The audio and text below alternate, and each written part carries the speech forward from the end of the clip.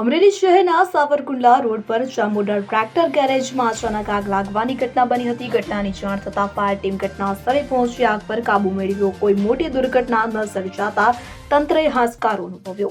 Savarkundla road પર આવેલ શૈલેષભાઈ ડાભીના Chamunda tractor ગેરેજમાં અચાનક આગ ભભૂકી ઉઠતા અફરાતફરી મચી જવા પામી હતી.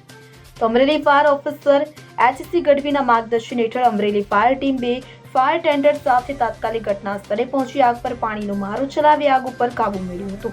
સદનસીબે કોઈ મોટી ઘટના ન સર્જાતા તંત્રએ હાશકારો અનુભવ્યો હતો. જો કે આગ લાગવાનું ચોક્કસ કારણ હજુ સામે આવ્યું નથી. ત્યારે આ કામગીરીમાં ઋત્વિકભાઈ ભીમાણી, પારેશભાઈ પરમાર, કૃષ્ણભાઈ ઓળકિયા, સાગરભાઈ પુરોહિત, જગદીશભાઈ ભુરિયા અને ધવલભાઈ ચાવડા જોડાયા હતા. અશોક મણવર સાથે CN24 ન્યૂઝ અમરેલી. હવે જુઓ દેશ દુનિયાની તમામ ખબરો તમારી આંગળીના ટેરવે. ઉઠાવો મોબાઈલ અને ગૂગલ પ્લે સ્ટોર પરથી ડાઉનલોડ કરો અમારી CN24 ન્યૂઝ મોબાઈલ એપ.